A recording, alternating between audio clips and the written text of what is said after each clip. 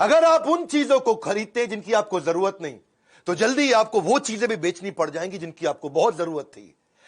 दूसरा, if you can not control emotions, you can not control your money. तीसरा, if you don't find a way to make money while you sleep, then you will have to work until you die। अगर नींद में भी तू पैसा नहीं कमा पा रहा है सोते सोते, तो तुझे सारी जिंदगी काम करना पड़ेगा। नमस्कार, मैं Vivek Bindra, founder and CEO बड़ा बिजनेस.com। आज बात कर रहा हूं वॉरेन बफे की। गेम चेंजिंग वीडियो है। ऐसे मैंने पीछे बहुत पावरफुल वीडियोस दिए हैं अभी आपको। Steve Jobs, Marwari, D Mart, Mary Kom, Gandhi, life in 2050, Singapore, McDonald's, Bengali community, success habit of billionaire, आगे भी दूंगा। कमेंट बॉक्स में आप बता रहे हैं ना, आपके सारे कमेंट्स को पढ़ रहा हूं। तेंदुलकर का जन्मदिन आने वाला है। अजीत डोवाल कैसे इतने बुद्धिमान, क्या क्या किया। पॉलिटिकल रिलेशन सोच रहा हूं मैं, इंडिया, चाइना, पाकिस्तान और यूएस से कैसे इतना राइज कर गया, इतना पैसा कमाया। टेक्सटाइल इंडस्ट्री, कोई और भी हो नीचे बताइएगा। पर आज बात करूंगा ऐसे आदमी का, दुनिया के 4 सबसे अमीर आदमियों में उसका नाम आया पिछले 20 साल तक। कभी रैंक 1, कभी रैंक 2, कभी रैंक 3, कभी रैंक 4। 2008 में दुनिया का सबसे अमीर आदमी था। आज भी तीसरे या चौथे रैंक पे है, लेकिन पिछले 50 साल से उसी मकान में रह रहा है। लोग उससे मिलना चाहते हैं, मिलता नहीं किसी से। एक बार बोली लगाई गई, मैं मिलूंगा वॉरेन बफे से, लंच करना चाहते हैं, लंच करना चाहते हैं। बोली लगाई तो उनके लंच के लिए 35 करोड़ रुपए उनको दिए गए कि मैं आपके साथ 1 घंटा लंच करना चाहता हूं। वॉरेन बफे ने 35 करोड़ खुशी खुशी लिए, ले आ भैया 35 करोड़, और दान में दे दिए।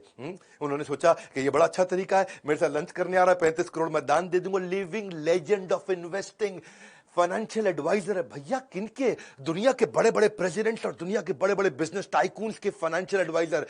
His words are not words, they are world to the world. Hindi में बोलूं क्या, उनके शब्द शब्द नहीं है, वो दुनिया के लिए पूरी दुनिया है। यानी कि वो कुछ भी बोल देते हैं भैया, गेम चेंज हो जाता है। 1970s की बात कर रहा हूं, 50 साल पहले भी वो जिस स्टॉक को खरीद लेते थे ना, उस स्टॉक का भाव अगले दिन 10% बढ़ जाता था। बात समझो। एक उसका नेब्रास्का वो स्टेट है सेंट्रल यूएस के अंदर, वहां पे उसका एक दोस्त हुआ करता था, वो बाद में माइक्रोसॉफ्ट ज्वाइन कर गया। कहानी बता रहा हूं, गेम चेंजिंग। माइक्रोसॉफ्ट ज्वाइन कर गया, माइक्रोसॉफ्ट में सीनियर लीडरशिप में था।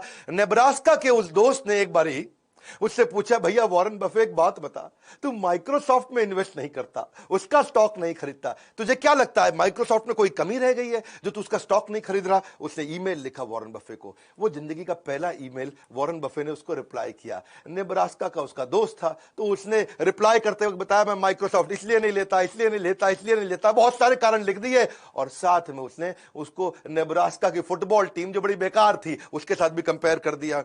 अब वो मेल तो कर दिया, एक मेल किया था, लेकिन थोड़े दिन के बाद जो वहां की सरकार थी, यूएस गवर्नमेंट, उसने उस मेल को ट्रैक करके निकाल लिया। उन्होंने उस मेल को, प्राइवेट मेल को पढ़ा, और वो उनको लगा कि ओहो, इससे तो हमें माइक्रोसॉफ्ट के बारे में बहुत कुछ समझ में आ रहा है, वॉरेन बफे ने यह बात बोली है।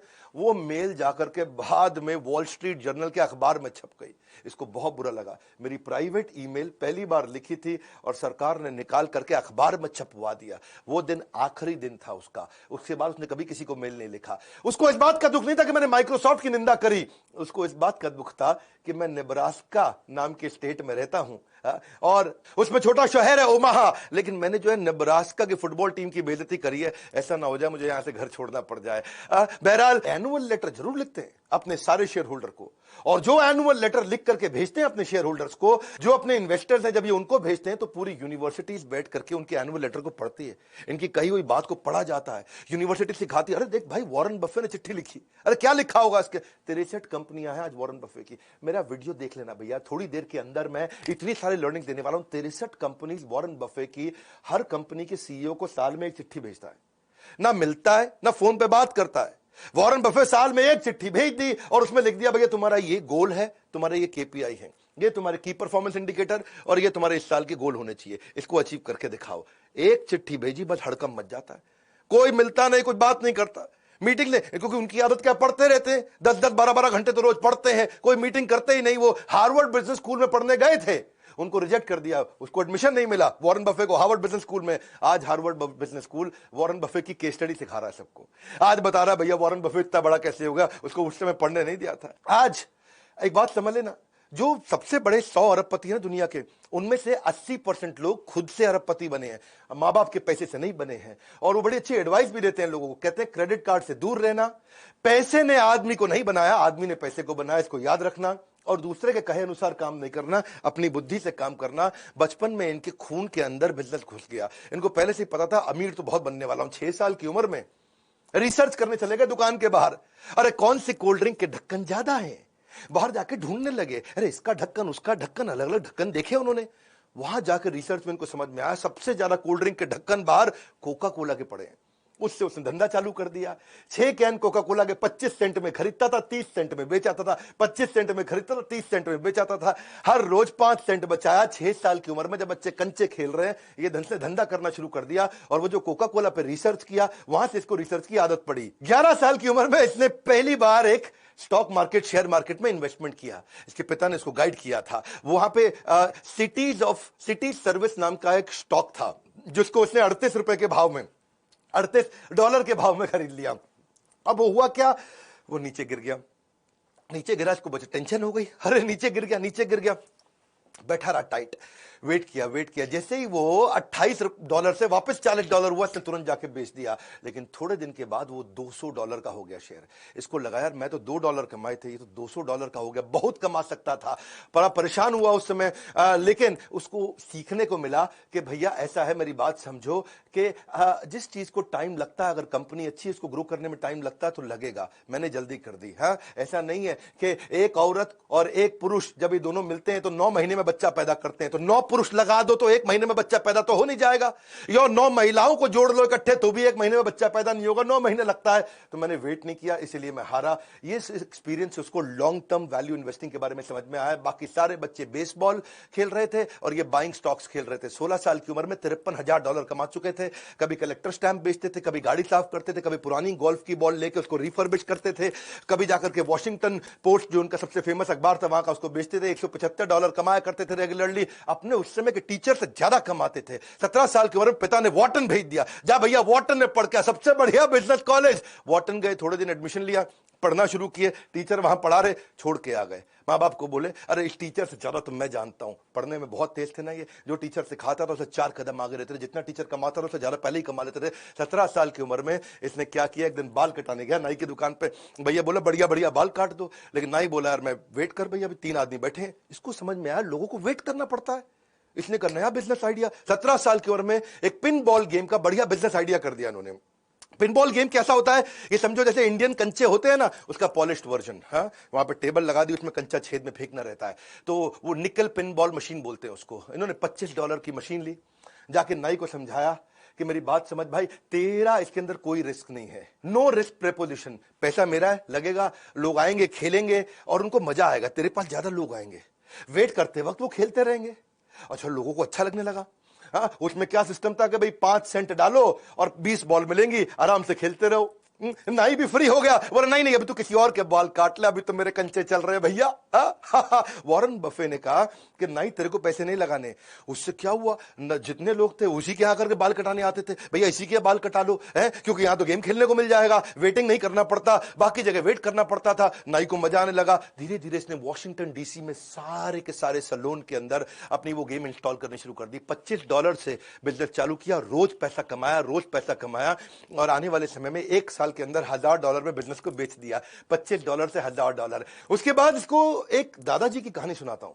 इसके दादाजी ने भी इसको एक बार एक काम पे लगाया था कि आज अपने दोस्त को लेकर के सामान उठाने का, राशन की दुकान थी दादाजी की, इधर से उठा उधर रख, उधर से उठा इधर रख, तेरे को पैसे दे दूंगा। इसने कहा ठीक है दादाजी। हाँ, काम मिल गया। एक और काम में तेज था, बहुत मेहनत करके उठाया, हाथ सूज गए, थक गए, हाथ जम गए, बुरा हाल हो गया। इतना उठाया, इतना रखा, दादा ने 90 सेंट दे दिए, आधे आधे बांट लो। बोला $1 नहीं मिला, 90 सेंट। बहुत गुस्सा आया। इसने सोचा यार दादा बहुत तेज निकला, सही खेल गया यार, है पहले कोई कॉन्ट्रैक्ट नहीं बनाया और बाद में 90 सेंट दे दिया, ये कोई पैसा होता है। उस दिन इसको समझ में आया कि मेरी बात सुनो भैया, हाँ, पहले ही स्पेसिफिक्स और कॉन्ट्रैक्ट साइन करके ही धंधा करना है किसी के साथ। जब नौकरी भी मांगने जाओ ना, उस दिन जिस दिन नौकरी मिलती है ना, तब नेगोशिएट कर लेना इंटरव्यू में। उस समय जितनी तनख्वाह तय हो गई, उसके बाद कोई नहीं पूछेगा। 1 साल तक तनख्वाह नहीं बढ़ती भैया फिर तो। Big bargaining leverage is greatest when you begin a job. उसके बाद कोई नहीं पूछता आपको। तो ये कहते हैं कि मैं अच्छा इन्वेस्टर इसलिए क्योंकि मैं अच्छा बिजनेसमैन हूं, और अच्छा बिजनेसमैन भी इसलिए क्योंकि मैं अच्छा इन्वेस्टर हूं। रिस्क कहते हैं कि खत्म हो जाता है जब तुमको समझ में आ जाता है तुम कर क्या रहे हो। पहले समझ तो लो तुम कर क्या रहे हो। शेयर मार्केट में रिस्क तो उसको होता है जिसको पता ही नहीं वो पैसा कहां लगा रहा है। ये जीनियस नहीं है, केवल इतने जीनियस नहीं, जीनियस तो है ही, जनरस भी बहुत है। जनरस इतने हैं, कहते हैं कि भाई मेरी कमाई का 1% से ज्यादा मैं अपने ऊपर खर्च करूंगा, ऐसा कुछ होने ही वाला नहीं। मैंने खाना वही $3 का ब्रेकफास्ट है जी, लेकिन वो 99% दूसरों को दे दिया, उनकी जिंदगी बदल जाएगी। ये अपनी जिंदगी में $3 से ऊपर का ब्रेकफास्ट नहीं किया इन्होंने, और अपनी सारी की सारी चैरिटी लोगों को कमिट कर दी। $37 बिलियन ऑलरेडी दे चुके हैं। कोविड की जो आज वैक्सीनेशन आई है उसमें वॉरेन बफे का बहुत बड़ा कंट्रीब्यूशन, उन्होंने बहुत डोनेशन किया है। ये अपने बच्चों को पूरा पैसा देने में बिलीव नहीं करते। ये कहते हैं कि भाई बच्चों को इंडिपेंडेंट और कॉन्फिडेंट बनाओ, वो खुद ही कमा लेंगे। मैं अपने बच्चों को इतना तो देना चाहता हूं कि उनको लगे कि वो कुछ भी कर सकते हैं, लेकिन इतना नहीं देना चाहता कि उनको लगे कि अब कुछ करने की जरूरत ही नहीं है। इनको हाईएस्ट सिविलियन अवार्ड भी, जैसे अपने भारत रत्न रहता है, वहां प्रेसिडेंशियल मेडल ऑफ फ्रीडम होता है भारत रत्न की तरह यूएस के अंदर, वो उनको बराक ओबामा ने दिया था। बराक ओबामा क्या बोलते हैं, भैया आप मेरी इंस्पिरेशन हो, और न केवल आप सबसे अमीर हो बल्कि आप सबसे एडमायर्ड और रिस्पेक्टेड भी हो। ये थोड़े लॉयल भी रहते हैं। एक और क्वालिटी बताऊं उनके कपड़ों के मामले में, कपड़े वही पहनते हैं जो एक बार पहन लिए। वैसे चाइना गए थे एक दफा, ये चाइना में वहां एक होटल में रुके हुए, और वहां पे ना एक मैडम ली हुआ करती थी, लोकल दर्जी थी, एक मशीन के साथ में घर में बैठ करके, आसपास किसान की बेटी थी, तब पैसे वाली नहीं थी।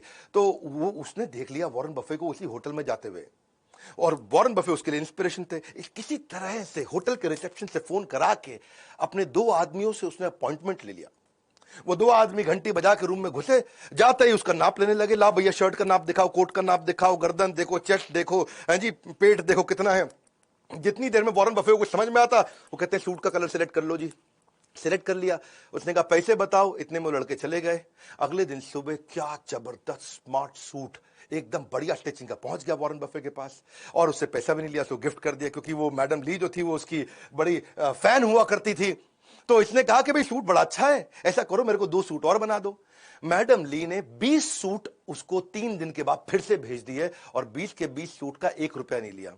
वॉरेन बफे बड़ा हैरान हो गया, बोला यार तुम पैसा नहीं ले रहे हो मुझसे। हाँ, लेकिन वॉरेन बफे ने उसको प्रमोट बहुत किया, इतना प्रमोट किया कि उनके दोस्त बिल गेट्स, उसके भी कपड़े आज मैडम ली बनाती हैं, और दुनिया भर के लोग कपड़े बनाती हैं। बर्कशायर हैथवे की जो एनुअल जनरल मीटिंग है वहां पे भी उनको इन्वाइट किया और बड़ा उनको धन्यवाद किया। और वो दिन है और आज का दिन है, वही 20 सूट है उनके पास। वो पिछले 20 साल से वही 20 सूट अलग अलग दिन बदल के पहनते हैं। ये ऐसे आदमी है, अपनी आदतों के साथ लॉयल है, एक जैसा ही ब्रेकफास्ट खाते हैं, वही गाड़ी चलाते हैं, 50 साल से उसी घर में रहते हैं, वही 20 सूट पहनते हैं। यहां तक कि फोन भी उनके पास सैमसंग का वही फ्लिप वाला पुराना है। एप्पल में इनके काफी शेयर हैं, ये एप्पल के 5%, 5.5% के मालिक हैं। तो टिम कुक एप्पल का सीईओ, वो कहता है भैया मैं आता हूं तुम्हारे पास, तुम यार कम से कम हमारी कंपनी के मालिक को एप्पल का फोन यूज करो। उनको एप्पल का फोन आईफोन 11 रिसेंटली दिया उनको, ये लो भैया आईफोन 11, इसको इस्तेमाल करो। वॉरेन बफे बोला ठीक है जी। उसमें उसने नया सिम डाल दिया, वो वाला चेंज नहीं किया, सैमसंग चल रहा है, वो नया सिम डाल दिया। टिम को कहता मैं सिखा दूंगा तुम्हें कैसे यूज करना है। बोला कोई जरूरत ही नहीं है, ये खाली फोन रिसीव करने के लिए रख लिया मैंने, इससे फोन कर लूंगा, रिसीव कर लूंगा, मैंने सीखना कुछ नहीं, इंटरनेट तो मैं वैसे नहीं चलाता। उसी तरीके से चलते हैं। लॉयल्टी कहते हैं कि एक्सपेंसिव गिफ्ट है, मैं जिसके साथ लॉयल हो जाता हूं उसका हो जाता हूं। Do not expect it from cheap people. इस वीडियो को शेयर करिए, लर्निंग इंस्पायरिंग है बहुत। हाँ, if he can do you can too. अगर ये कर सकते तो आप क्यों नहीं कर सकते। वीडियो को शेयर करने के लिए, हमारे चैनल पे हर बार वापस आने के लिए, वर्ल्ड का नंबर 1 एंटरप्रेन्योरियल यूट्यूब चैनल बनाने के लिए, पता है ना कोई नहीं है टक्कर में, पड़े हो किस चक्कर में। विनम्रता के साथ आप सबका हाथ जोड़ के मुस्कुराहट से बहुत बहुत धन्यवाद।